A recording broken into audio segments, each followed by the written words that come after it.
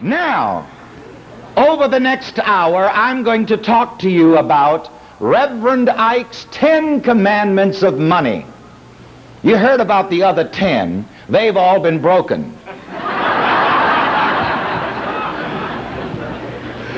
These 10 will put your financial life back together.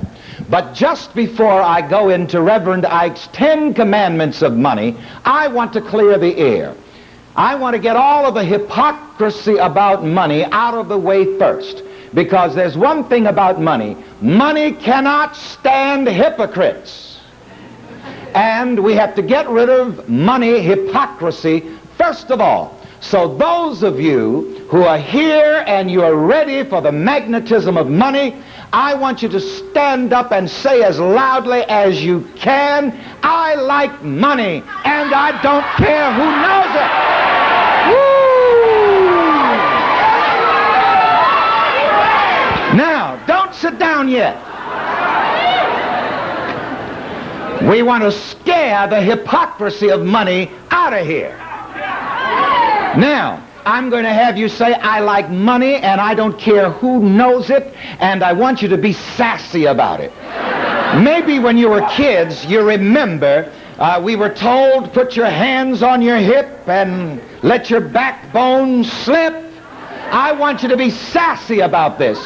Put your hands on your hips and as loudly as you can say, I like money and I don't care who knows it. Hey! Hooray for money!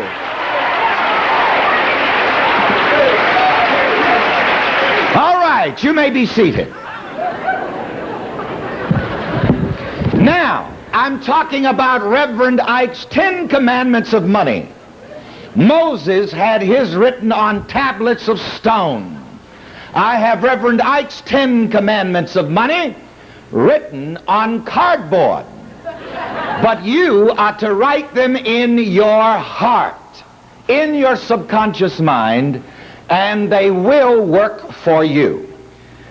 I think you also have the 10 Commandments of Money, Reverend Ike's 10 Commandments of Money, on sheets of paper there in your lap. If you want the cardboard, you may purchase the cardboard on your way out with money.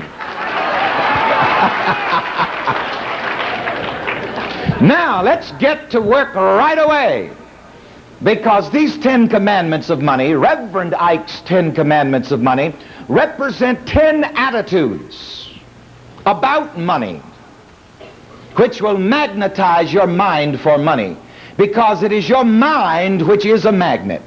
Your mind draws to you whatever you believe in. If you believe in the goodness of money, it will magnetize your mind to draw more money into your experience. If you believe that money is scarce and hard to get and all of that malarkey, that's exactly the way it will be.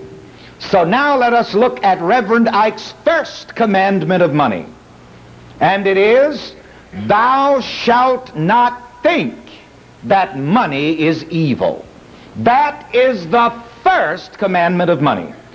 But you are to rather say, money is totally good. My desire for money is totally good and right. I want and use money only for good purposes. Thank God for money. Shout with me, thank God for money. Thank God for money. Hooray for money. Hooray for money. And it is very important to note and to underscore in your minds. Boy, this will blow the lid off of the 11 o'clock news.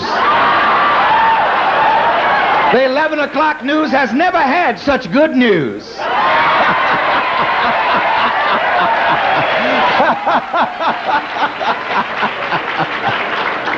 I'm an old media ham, you understand.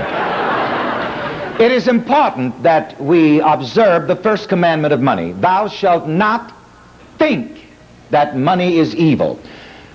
This thought in many people's mind, the thought, the belief that money is evil, forms what I call a money rejection complex.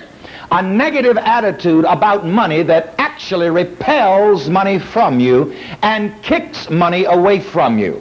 I've never heard anyone else use the term money rejection complex but Reverend Ike. A few other people have written, didn't give me credit, they've written it in their books. But anyway, I want you to remember that term, write it on your sheet of paper, because this is what you want to get rid of.